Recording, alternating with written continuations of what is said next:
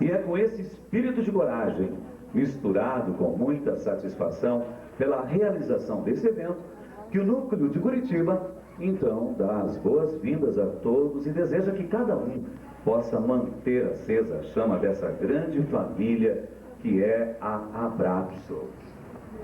Vamos à cerimônia de abertura do 7º Encontro Regional Sul da Abrapso, passando a composição da mesa. Para tanto, inicio convidando a coordenadora-geral do evento, a senhora professora Maria Angélica Moura Saura.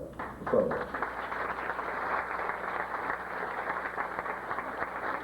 Convido a compor a mesa, vice-presidente da Abrapso Regional Sul, professora doutora Maria da Graça Correa Jacques, para presidirem os trabalhos que serão aqui apresentados.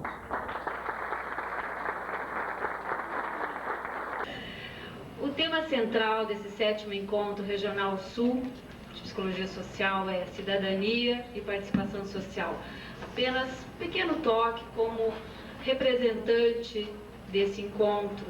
Aqui é apenas uma pontinha do iceberg de uma série de pessoas, uma série de universidades, pessoas que realmente nos ajudaram a estar aqui e com a presença tão brilhante de vocês. É uma grande alegria.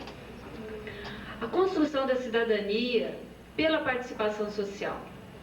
O 7º Encontro Regional Sul de Psicologia Social pretende proporcionar debates e reflexões, além de abrir espaço para a mais ampla divulgação de pesquisas e trabalhos científicos que se encarregam de problematizar as diversas formas do ser humano se organizar socialmente.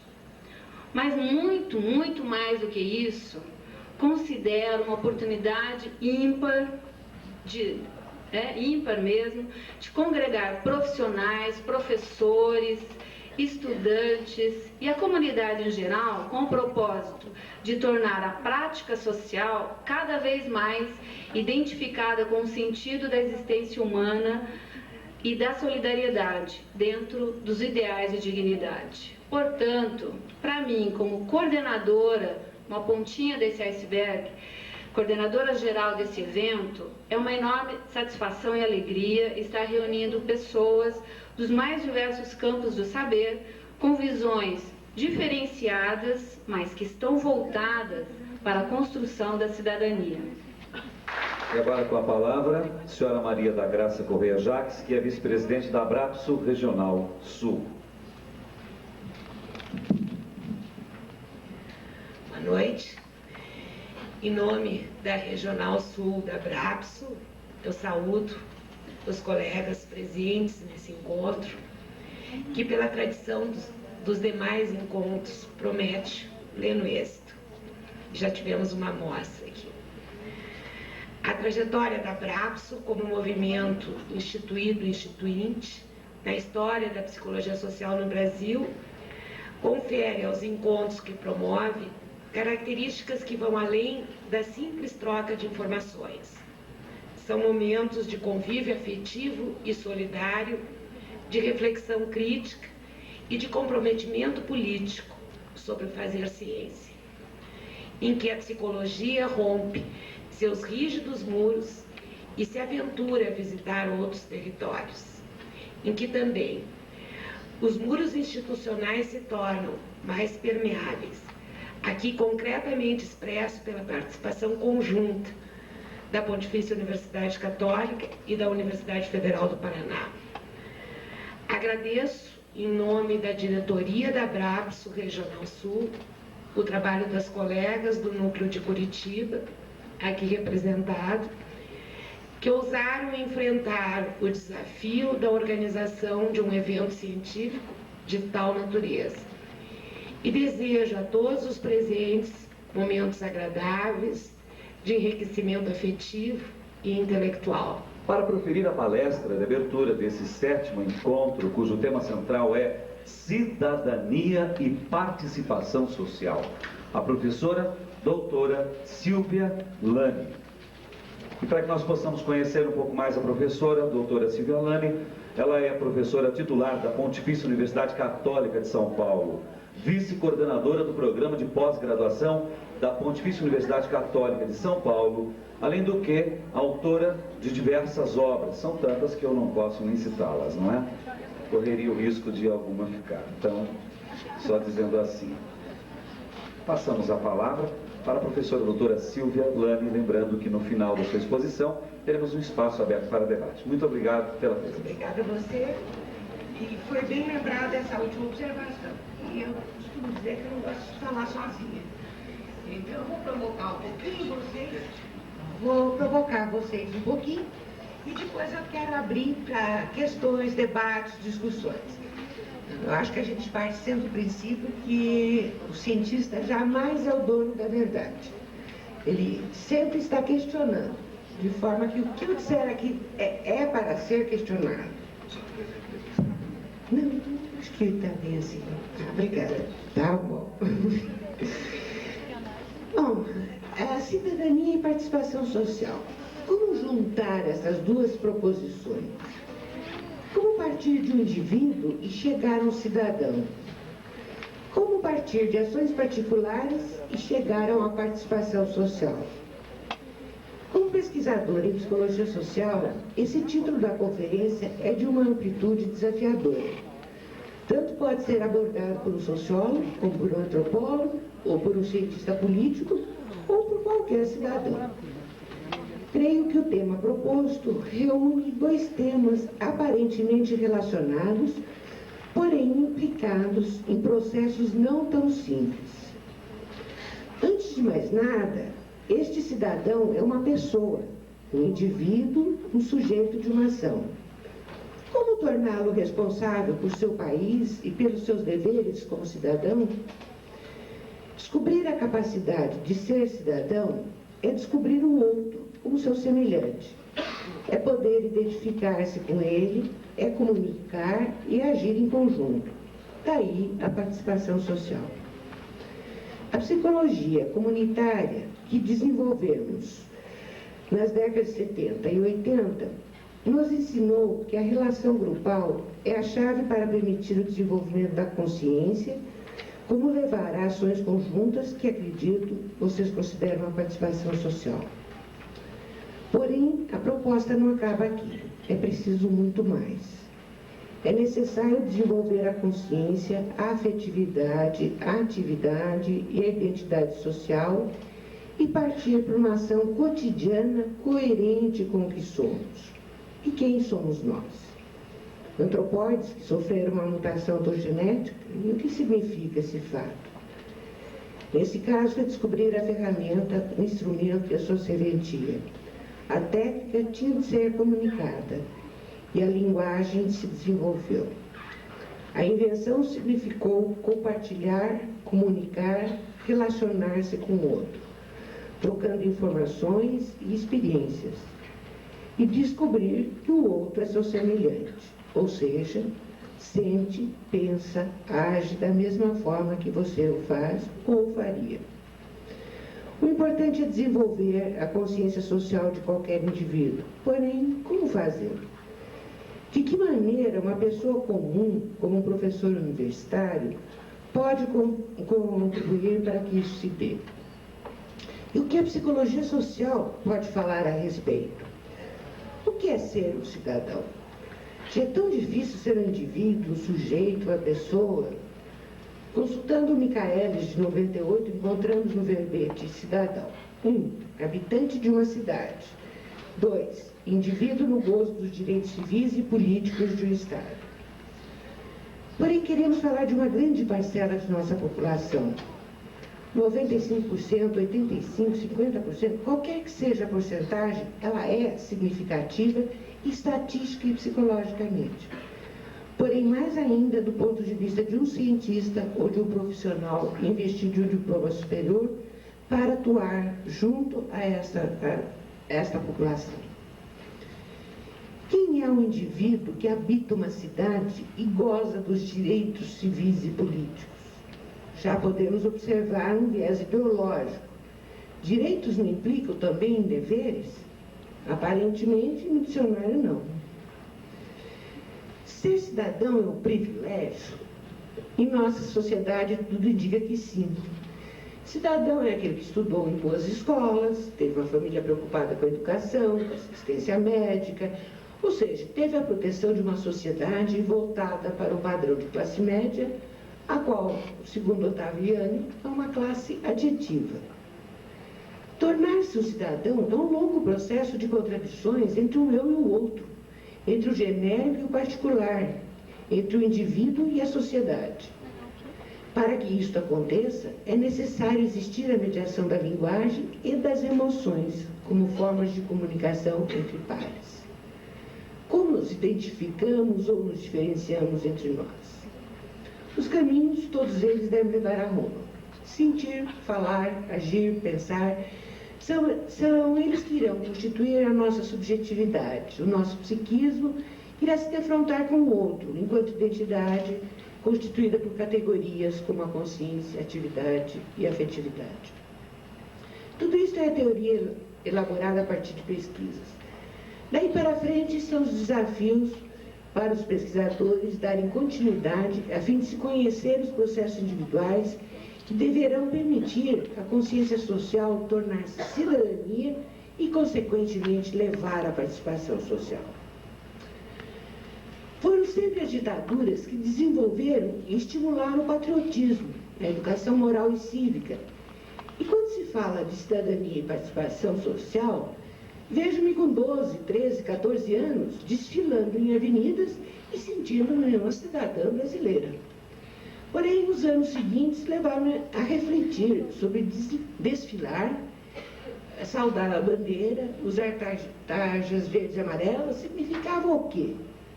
Sentia-me manipulada por interesses incompreensíveis. Pátria, Brasil, cidadania, o que significam essas palavras? Seriam formas de manipulação da juventude ingênua? Ou palavras que existam emoções advindas de uma parafernália apresentada pelos meios de comunicação de massa? Tudo indicava que os objetivos eram os mesmos. No plano individual, a nossa consciência achava-se fragmentada por um discurso ideológico e por ações inconsequentes. Marchar, cantar hinos patrióticos, nada significavam, apenas emoções indizíveis que não podiam ser negadas, pois elas aconteciam fisiologicamente. Vibrávamos, tremíamos, até chorávamos sem saber porquê. No momento em que descobrimos que patriotismo não significa cidadania, nem desfilar era uma forma de participação social, a pergunta que ficou foi qual seria a diferença entre fazer o que era esperado ou agir de acordo com a nossa consciência. Foram as primeiras contradições sociais vividas. Pelo jeito, estou contando a minha história de vida. Reconheço que ela foi privilegiada. Filha única, porém com primos com os quais compartilhei minha infância, como se fossem irmãos, e com os quais mantenho vínculos afetivos até hoje. Somos companheiros, famílias. Todos eles estão distantes, apenas nos comunicamos por telefone. No decorrer da vida, porém, encontrei outros irmãos, através da minha profissão, assumida como uma responsabilidade social. Uma bolsa de estudos para um dos melhores colégios dos Estados Unidos deu a distância necessária para descobrir o que é cidadania e participação social. Voltar para o Brasil e fazer o que tinha que ser feito, afinal, eu era uma privilegiada. E considero-me assim até hoje. E, lembrando dos Estados Unidos, nunca me esqueço de uma colega minha, vizinha de quarto da universidade, e que me perguntava sobre o Brasil. Eu dizia que havia muita fome, muito desemprego, muita pobreza, as favelas e tudo mais. Ela regalou os 2 olhos, mas eu pensei que só passava fome quem fosse vagabundo. Quer dizer, ela não conseguia imaginar uma sociedade onde o emprego não era um privilégio, de certa forma, e que as pessoas não tinham condições de uma sobrevivência adequada como cidadãos. Trabalhei e criei filhos que muito me ensinaram, vivi 2 ditaduras políticas que também me ensinaram muito, principalmente como sobreviver com dignidade. Verifique o que quer dizer essa palavra no dicionário. Encontrarão uma nova contradição. honrarias, méritos, etc., quando o significado que eu atribuía era de ser responsável por minha família, por meus amigos, por meus semelhantes. Isso é o meu viés da influência bíblica. E quem seriam eles? A humanidade com a qual me identificava, porém a cidadania, seria uma humanidade com a qual me identificava, porém cidadania nos restringe ao país, a um estado, a uma cidade. Talvez esta seja o ponto de partida para o desenvolvimento da consciência social que nos leva a agir. Com 18 anos, somos obrigados a votar em todas as eleições, o que significa escolher um prefeito, um governador, um presidente e todos aqueles que se dizem nossos representantes nos dois níveis de decisão política. Porém, depois de delegarmos os poderes, achamos que cumprimos com os nossos deveres cidadãos e vamos dormir em paz. É a mesma proposta das religiões institucionadas. Fazemos o que queremos por prazer, por ambição, durante a semana. E no domingo vamos à igreja pedir perdão a Deus. E Deus nos perdoa semanalmente. Porém, quando elegemos um Collor, não há perdão divino. Apenas a consequência de se viver num caos social durante o mandato do eleito, quando não interrompido por um impeachment. Que palavra é essa? Uma expressão inglesa que está associada a um sistema político denominado democracia. E a discussão continua. O que significa ser democrático? Poderíamos prosseguir com esses argumentos até exaustão ou afirmando que gosto, cor, política e religião não se discute. Quanto a gosto e cor, fica uma outra conversa. Mas política e religião definem os nossos valores éticos e morais, que podem e devem ser discutidos, pois são eles que orientam os nossos comportamentos. E comportamento não é o objeto da psicologia mais radical, o positivismo? Porém, esse comportamento não existe em si, mas sim em consequência de um sujeito. E quem é ele? Ativo ou passivo, como quer a gramática? Ou é um indivíduo ativo, falante, pensador, emocionado? Este ser humano, construído socio-historicamente, é uma totalidade biológica e social, no qual ser cidadão e participar são inseparáveis. Descartes já dizia, penso, logo existo. Spinoza afirmava, eu participo do todo, e esse incluía necessariamente as emoções, os afetos e os sentimentos. E Vygotsky demonstrou como o pensar e o sentir se entrelaçam social e culturalmente, constituindo uma subjetividade que se concretiza objetivamente através de suas ações. Voltemos a considerar o nosso cotidiano. Assumir uma profissão significa procurar a realização pessoal. E esta pode ser acumular bens, prestígio, fama, ou então contribuir para a sociedade em que vivemos. Assim como a religião só é quando vivida diariamente, tendo como referência os valores morais que dirigem nossas ações, a política se concretiza em nossas produções cotidianas, ou seja, através de nossas atuações profissionais. Ser um profissional significa agir politicamente, desde um lixeiro, puxa como ele é importante na nossa vida, até um professor universitário em tempo integral. Como isso se dá? Em nossas ações profissionais, devemos interagir com superiores e inferiores. A maneira como fazemos já denota uma ação política. O psiquismo humano é constituído por categorias dialéticas, tais como, já disse, consciência, atividade, afetividade, identidade. E são construídas pelas mediações das emoções, linguagem e pensamento. E os grupos nos quais participamos e nos realizamos como pessoas, indivíduos, cidadãos. O ser humano tem um longo caminho a percorrer, nada mais nem menos do que toda a história da humanidade. O recém-nascido se desenvolve em alguns anos o equivalente a milênios da humanidade. Uma criança reproduz alguns séculos e o adolescente enfrenta a contradição entre o passado, o presente e o futuro. E o adulto? Qual é a sua opção? Manter o status quo, ser o revolucionário ou ser criativo? Utopias estão presentes em todos os momentos críticos. Sonhar, agir, inventar e comunicar-se com seus pares, os quais são muito mais do que conhecemos pessoalmente, poderia ser a solução. Então, conclamamos partido, frentes, adeptos, companheiros e organizamos um movimento social do qual participamos com bons cidadãos.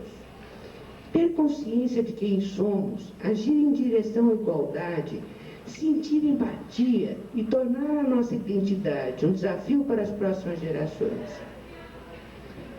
Bem, depois dessa fala, o mínimo que vocês podem fazer é não deixem a peteca cair. Falei pouco para uma conferência, mas ainda quero ouvir vocês, as dúvidas que têm, vocês também devem ter. Que tal a gente dialogar agora? Então, passo a palavra a vocês. Se quiser usar o microfone.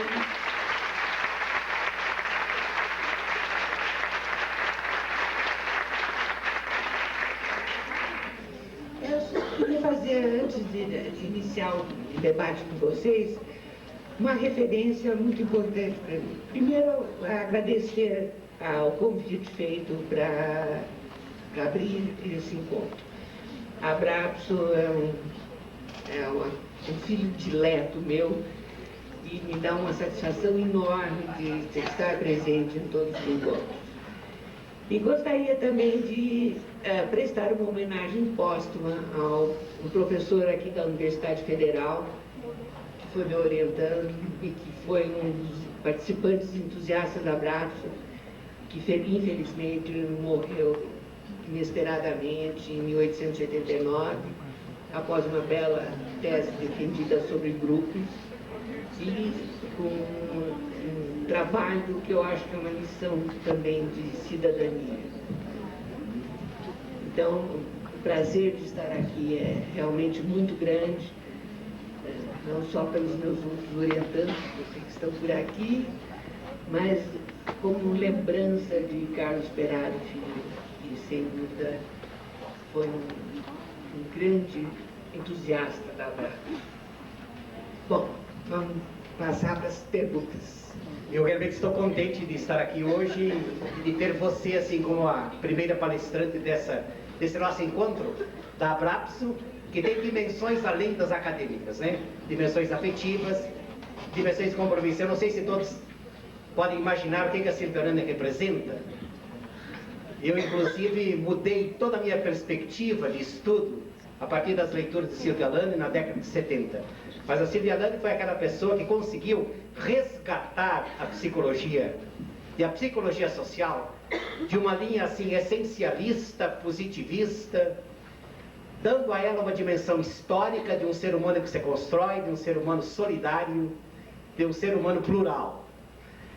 Eu até imagino como você se sente dentro de tantas mentes jovens. Mas a pergunta que eu lhe faria, Silvia, a gente vive impasses. Você mesma, na sua palestra, estava mostrando as lutas, as duas ditaduras por onde a gente teve que caminhar. E a gente está agora, nesse ano de 98, a gente vê realmente um crescimento, ou quase que um pensamento único, de que não há saída nesse mundo que se chama neoliberal. Parece que as coisas silenciam, parece que há um certo refluxo. A mesma gente se sente assim. Eu não sei como que você, com toda a tua experiência, que palavra você diria a esses jovens? Qual é a utopia que nos resta? Ou, quem sabe, por onde começar? Sei que muita coisa você já disse, mas eu gostaria de mais um entusiasmo nessa linha. Obrigada, agradeço muito suas palavras, Pedrinho, só que eu acho você muito suspeito para falar. Olha, eu não sei se eu teria alguma coisa a dizer, mas eu acho que o que nós, não só os jovens, nós também temos que fazer é refletir criticamente sobre as coisas que estão aí. Nós temos uma eleição pela frente, né? E uma das minhas grandes dores ou mágoas é perceber que neste país, um dos slogans preferidos dos políticos é: ele rouba, mas faz. Gente, onde está a ética, onde está a moral? Nós não podemos permitir, quer dizer, que isso seja uma coisa natural. E, no entanto, é dita como natural. Nós temos, sim, obrigação de verificar o que é uma plataforma política, o que é o pensamento verdadeiro, e não só o pensamento, as ações de todos os nossos candidatos. Pelo jeito, tudo indica que o Fernando Henrique será reeleito pelas pesquisas de opinião pública. Eu, por exemplo, fico às vezes abismado de ver o que ele está fazendo com as universidades, tendo sido um professor universitário.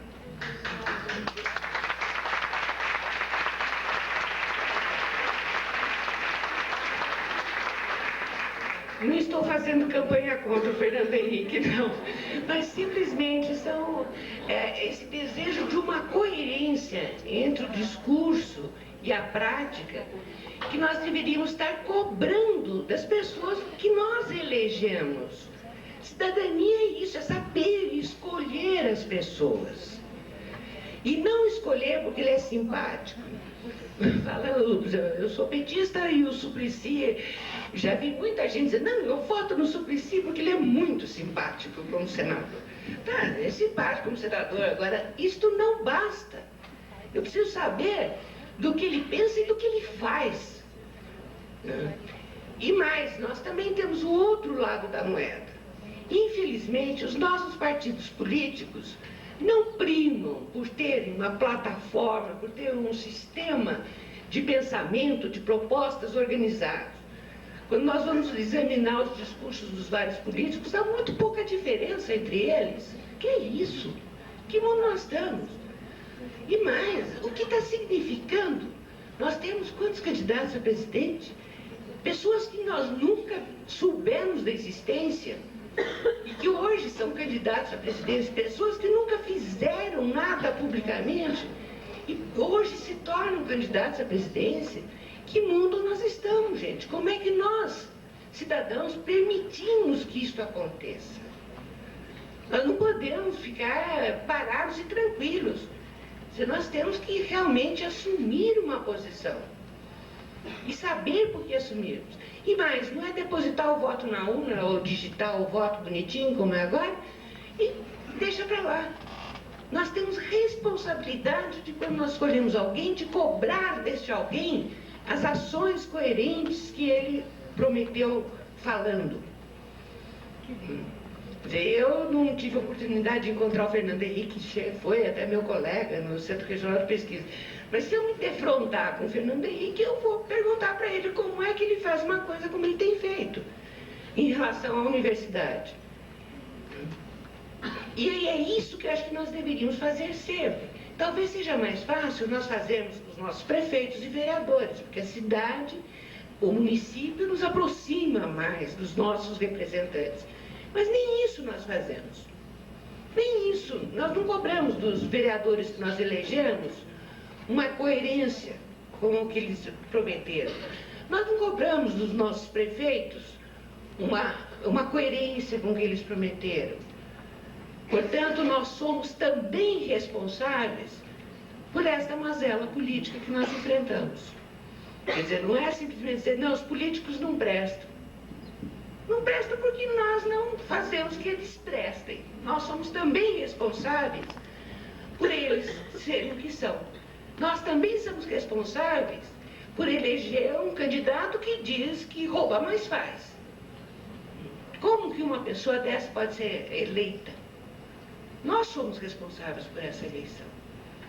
Daí a minha proposta de participação social é o quê? Realmente discutirmos.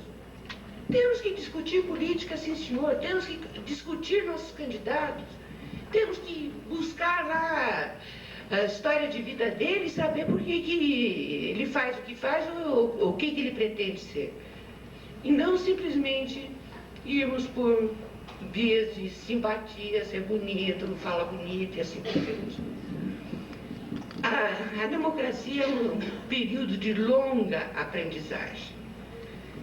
E, infelizmente, no país, agora com a abertura, tudo bem, mas entre as duas ditaduras nós tivemos 10 anos de democracia, que é muito pouco para a gente aprender a ser democrático, aprender a votar, aprender a cobrar de quem elegemos as suas ações.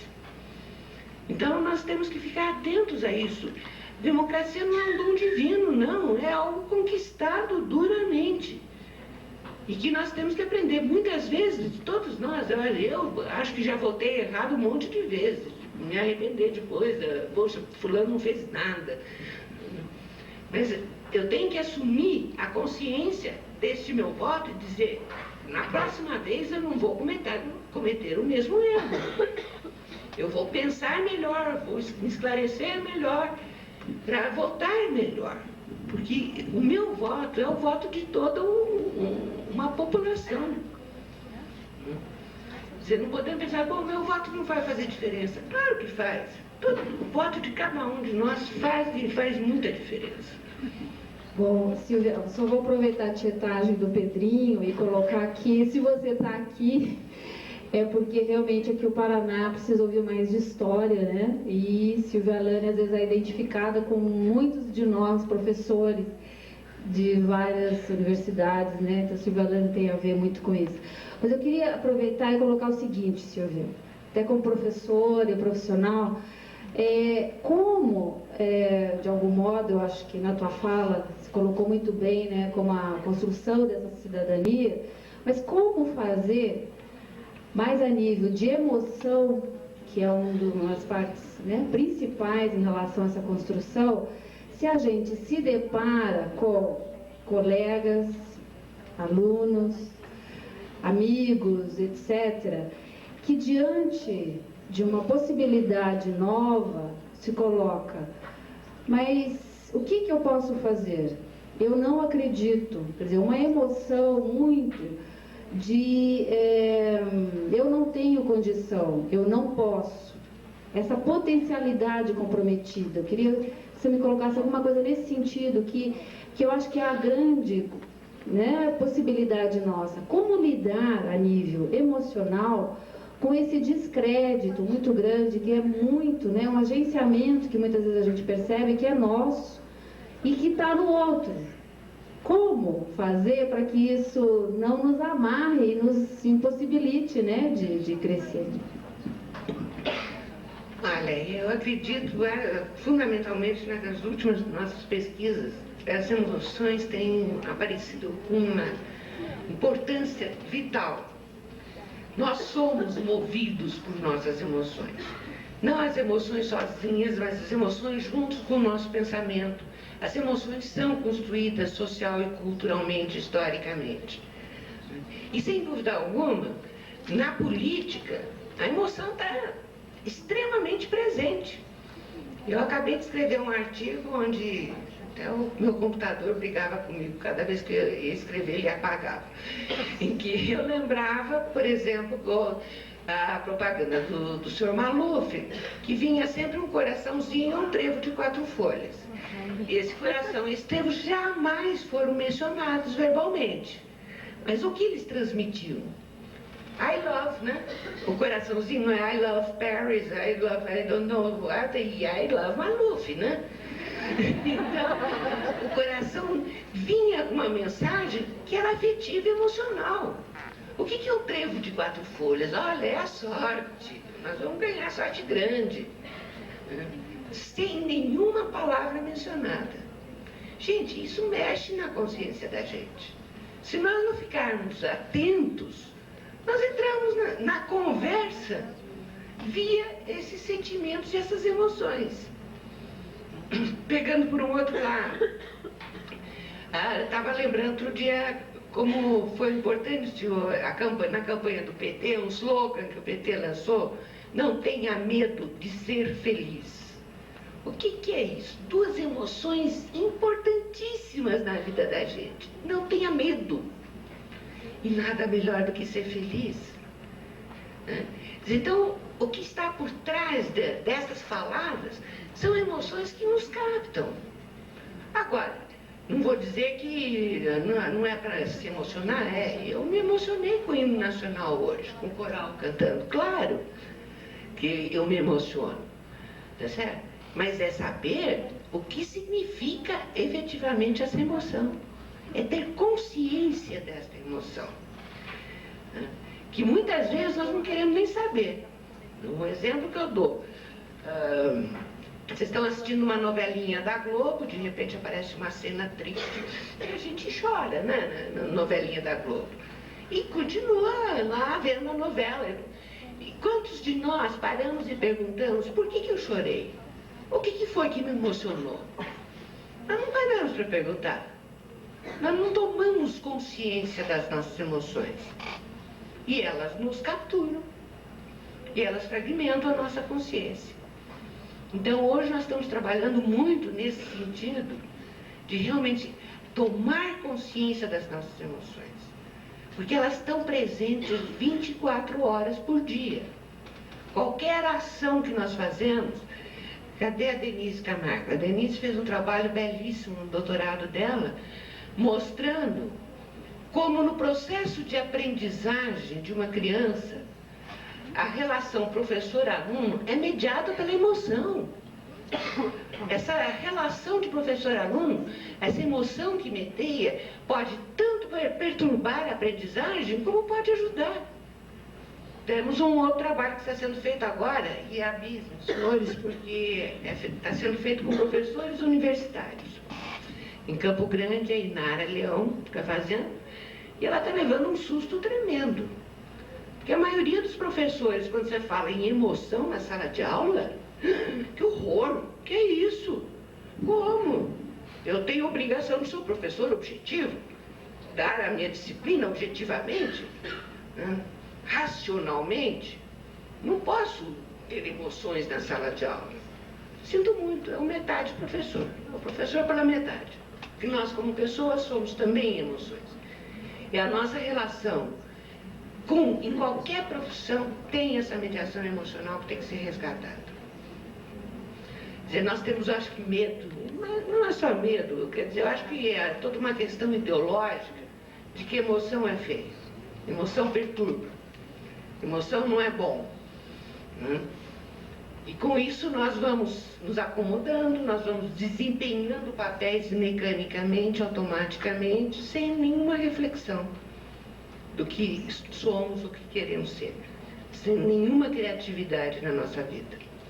Você que detém, junto com outras pessoas, né, a história da Abrapso, de estar nos falando aqui, se puder, de alguns passos para você significativos desse movimento dentro da ciência e dentro da ciência psicológica no Brasil, e, se possível, se você, com toda essa experiência de orientação, se você já vê essa história refletida numa prática profissional, numa prática acadêmica, onde você já localiza a possibilidade dessa, eu pego a palavra da Graça, de quebrar, né,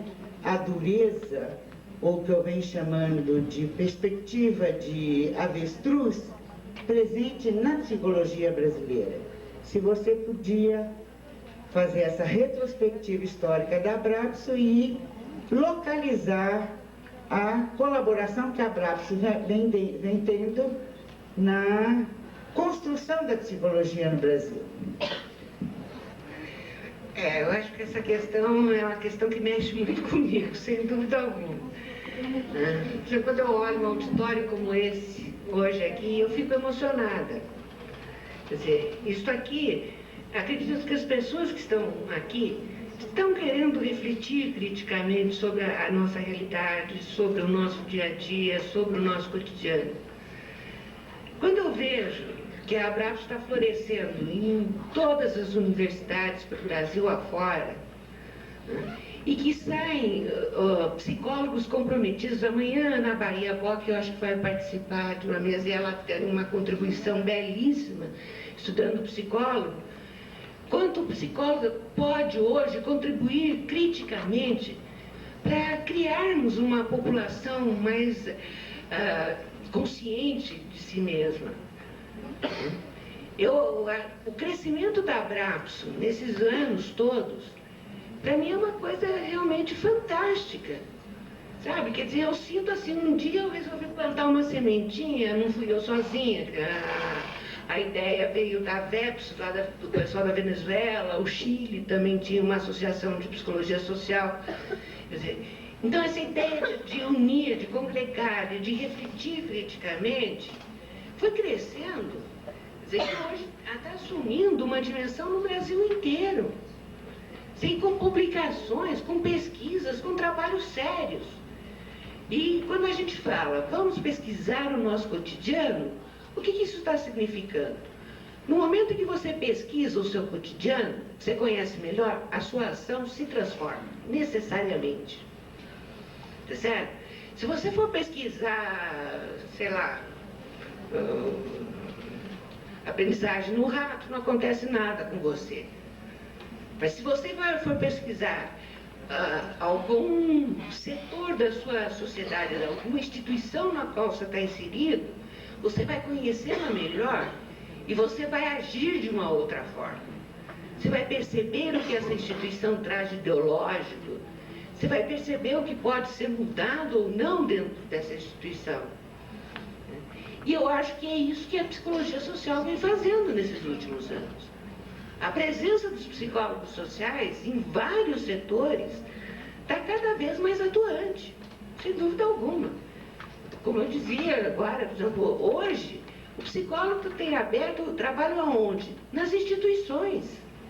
Aquilo que nós fazíamos antigamente como subversão na psicologia comunitária, que a gente se infiltrava num bairro, a comunidade em geral, as comunidades, o padre, a eclesiástica de base, etc., dá algum suporte para a gente, hoje nós podemos fazer via postos de saúde, creches, escolas, que nós temos espaço nessas instituições que estão nas periferias das grandes cidades e que nos permitem sair da nossa sala e ir trabalhar com a comunidade.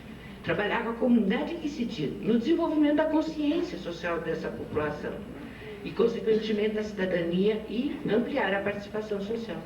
E nós sozinhos não vamos fazer nada. São as pessoas com as quais nós lidamos e trabalhamos que irão decidir do futuro do nosso país. Se eles tiverem uma visão clara e consciente do que é esse nosso país. E esse é o papel do psicólogo. E eu acho que a Abrapso tem conseguido estimular, desenvolver esse tipo de atividade na psicologia. Não só na psicologia social, mas em qualquer psicologia.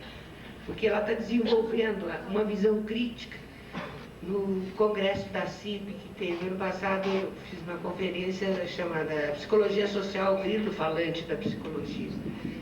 Porque, de certa forma, nós estamos questionando toda a psicologia, toda a ciência psicológica.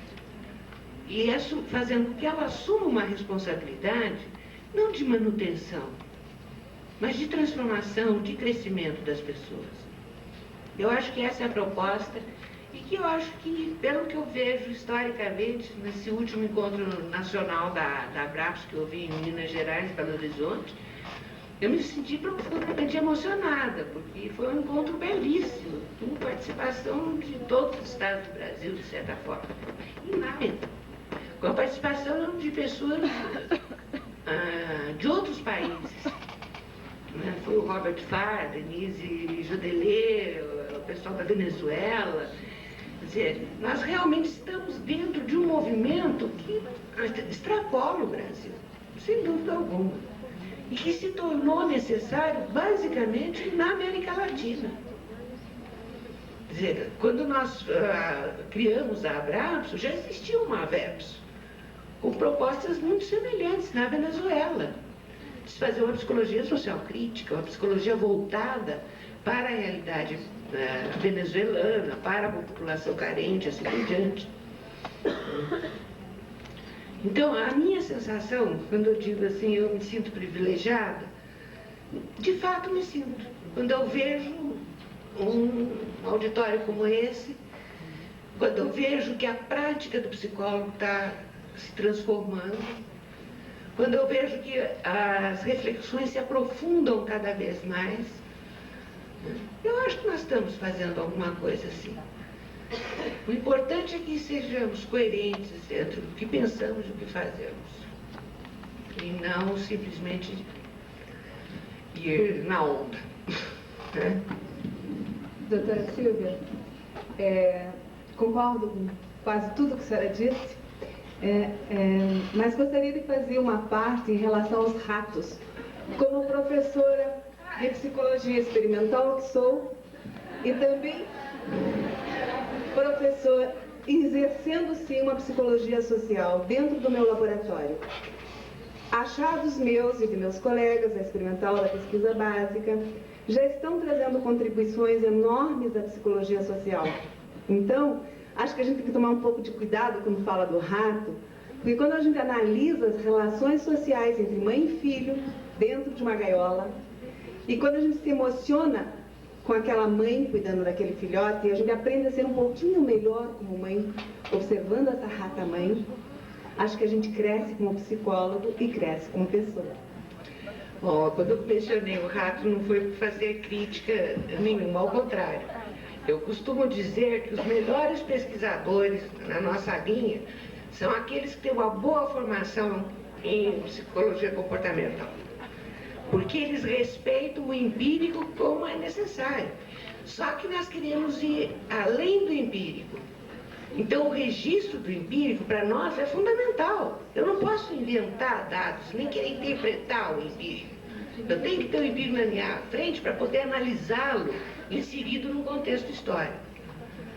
E mais, eu não discuto, por exemplo, que o reforço aumenta a frequência de comportamento, gente. Não tem como discutir isso. Isso está muito claro.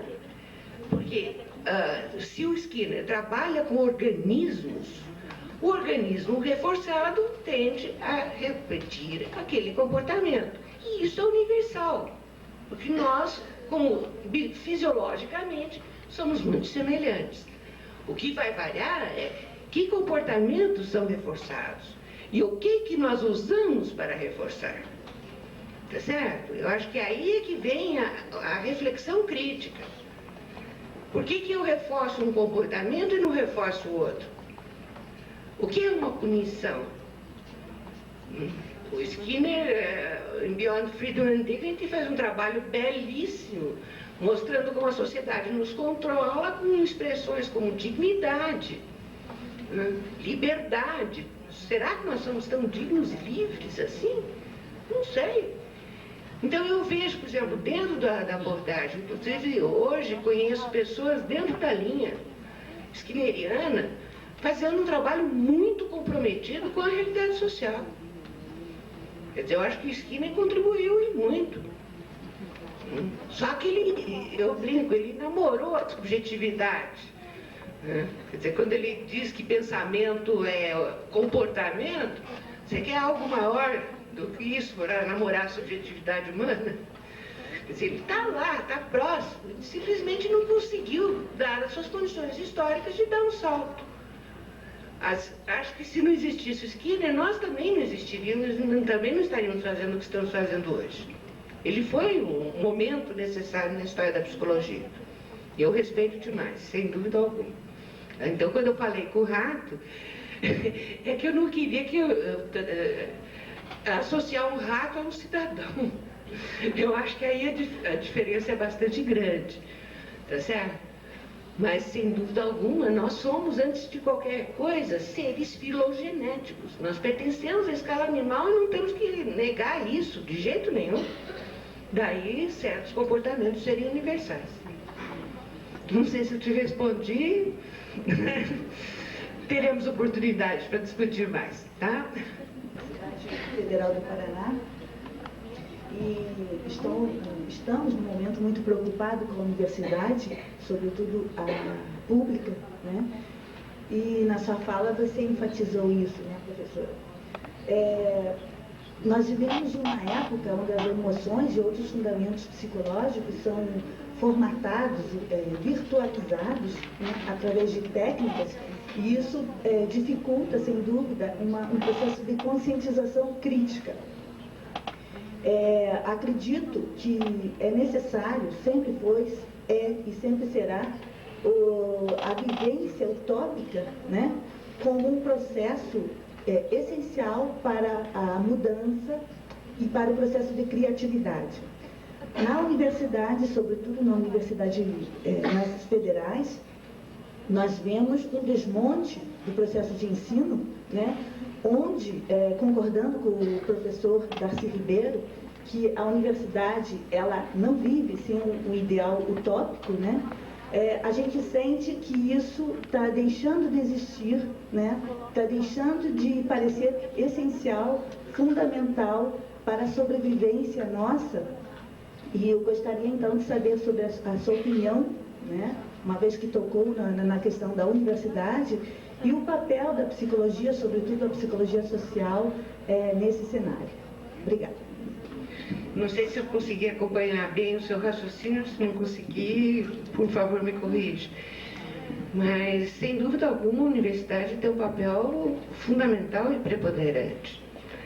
Mas ela só poderá exercer esse papel se ela sair de sua torre de marfim. O que eu tenho colocado é que se a universidade não se voltar para as questões da nossa realidade cotidiana, o mundo que nos cerca, e sairmos de uma linguagem esotérica, né? O acadêmico gosta de falar bonito, né? Só que ninguém entende o que ele está falando. Não adianta nada, né? Nossas pesquisas são muito bonitas, muito elaboradas, mas não resultam em nada, ficam enchendo bibliotecas. Então, se nós não assumirmos essa responsabilidade com professores na universidade, de voltarmos para as questões fundamentais da nossa sociedade, eu sinto muito, mas nós estamos simplesmente representando um papel acadêmico, nos fechando numa torrezinha de marfim, né, e esquecendo do mundo em volta de nós. Eu acho que o nosso grande desafio é conseguir construir um conhecimento e reparti-lo democraticamente com todo mundo. Não há necessidade de todo mundo vir para a universidade. Há necessidade de educação para todo mundo, sem dúvida alguma. A universidade já é uma elite, não há dúvida. Eu não posso querer que todo cidadão seja pesquisador. Não vai acontecer como na Alemanha, há uns anos atrás, que você tinha um operariado de nível universitário, que todo mundo ia fazer a universidade. Quer dizer, não sei se é necessário. Agora, nós, dentro da universidade, é que temos que nos voltar para essa população e procurar atendê-la e dividir o nosso saber com eles. Eu acho que o nosso maior desafio é saber nos comunicar com qualquer pessoa, e não só entre nós dentro da academia. Não sei se eu respondi.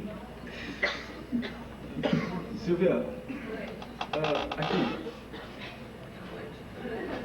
Eu estava anotando a provocação que tu fizeste no final, no sentido assim de tornar a nossa identidade como um desafio para as novas gerações, né?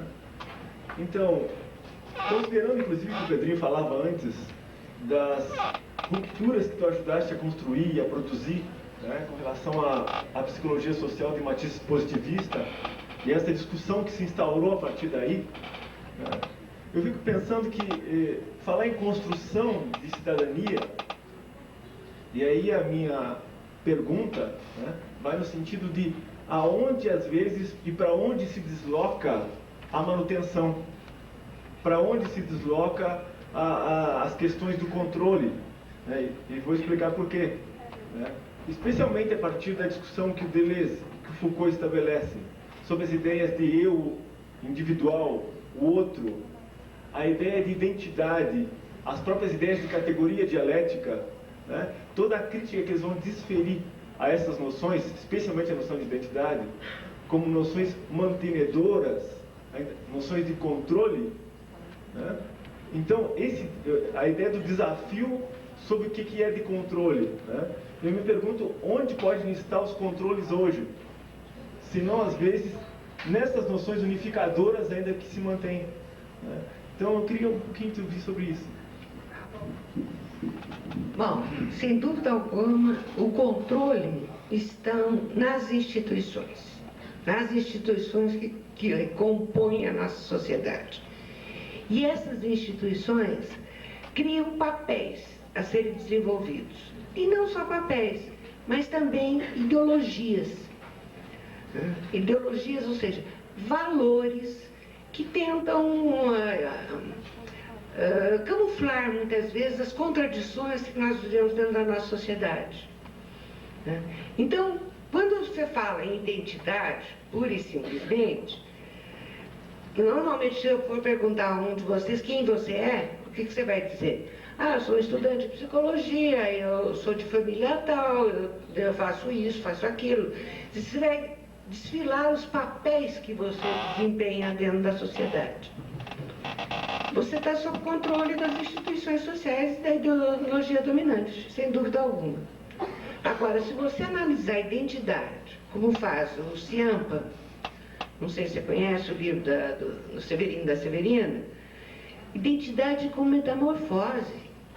Quer dizer, é nós recuperarmos o direito de nos reinventarmos sempre que necessário e não nos adequarmos aos papéis já pré-estabelecidos. A criatividade humana, ela pode ser voltada para a gente mesmo. Nós nos recriarmos, nos reinventarmos, não nos preocuparmos no desempenho formal dos papéis que nós temos. Quer dizer, quando você pensa, quer dizer, papel de pai e mãe, meu Deus do céu, como está cheio de ideologia. Como a instituição familiar que está aí diz do papel do pai e mãe. E ai da mãe que não cuidar bem do seu filho, ou do pai que não cuidar bem do seu filho, ele é abominado pela vizinhança, por todo mundo. E mais, é assumido como um fato natural, quando não é natural, é um fato histórico e social. Então nós temos diferentes maneiras e podemos assumir diferentes formas de nos relacionarmos com os nossos filhos, por que não? De nos relacionarmos com as pessoas. Eu não preciso ser igualzinha a eu mesma toda vez. Por que é que eu não posso ser diferente? Por que eu não posso tentar algo de novo na minha vida? Segundo a minha terapeuta, ela disse, bom, a essa altura da sua carreira, você tem direito a fazer todas as loucuras que você quiser. E eu me sinto muito feliz sabendo que eu tenho esse direito. Não sei se eu respondi a questão.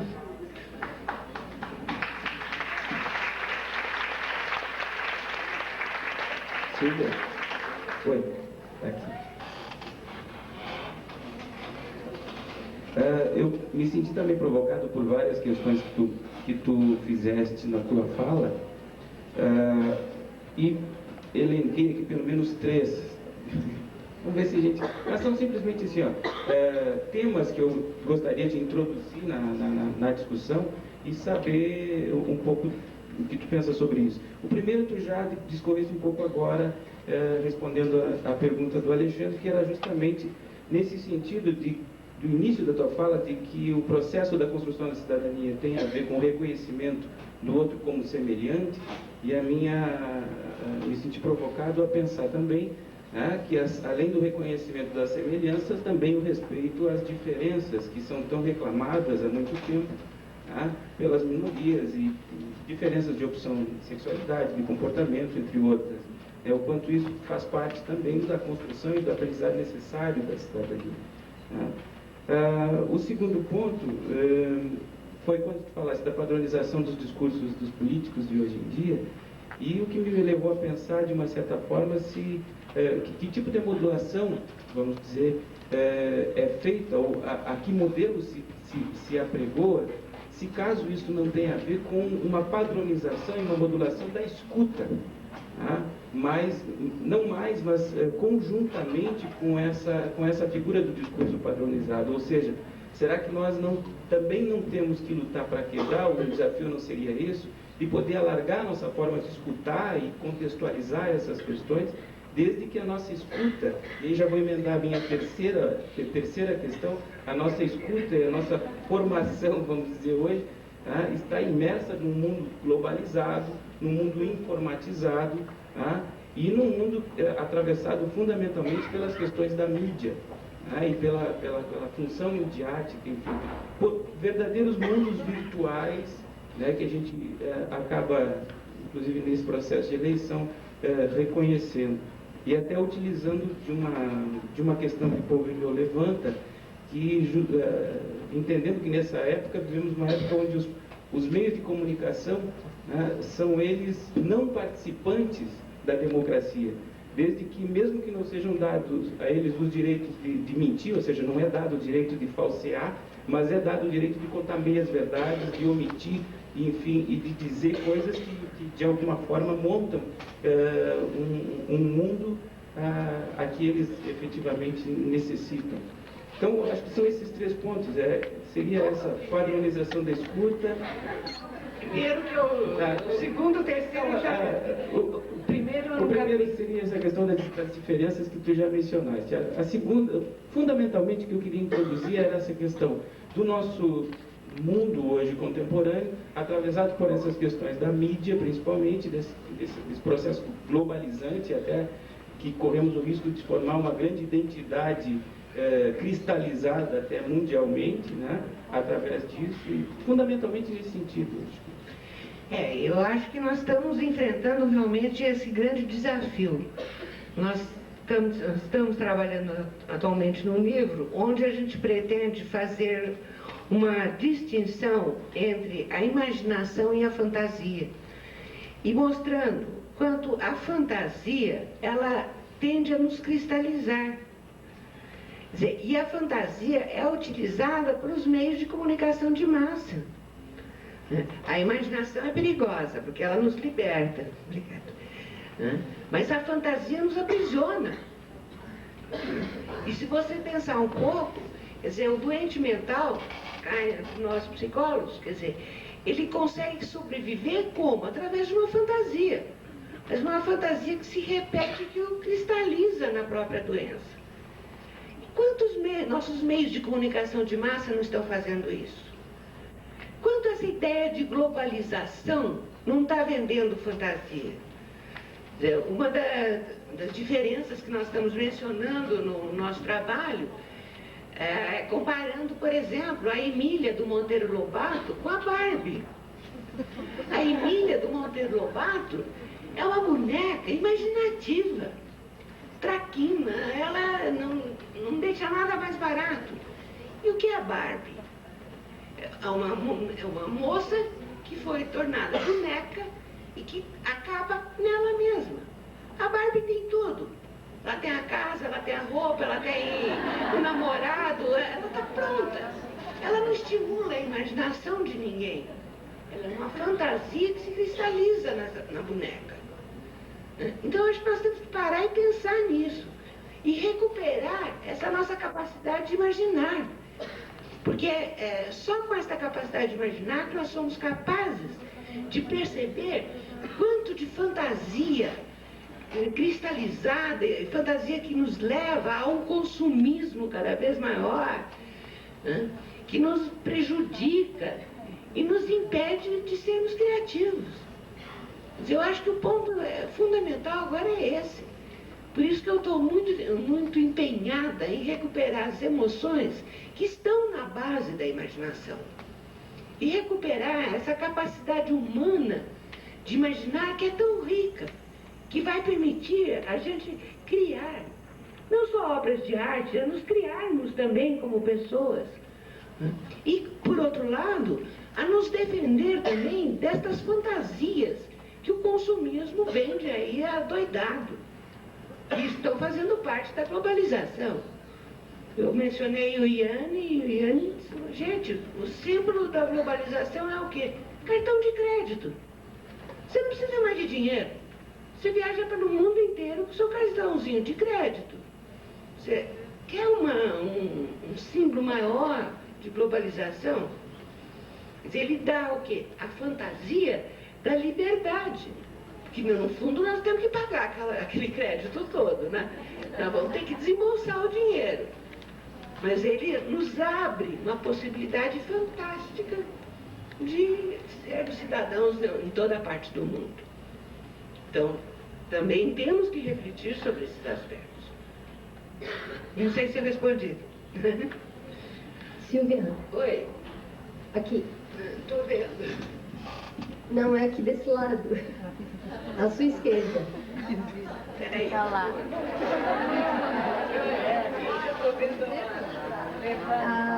Eu sou estudante de psicologia e a minha questão tem até a ver com a questão anterior. Assim.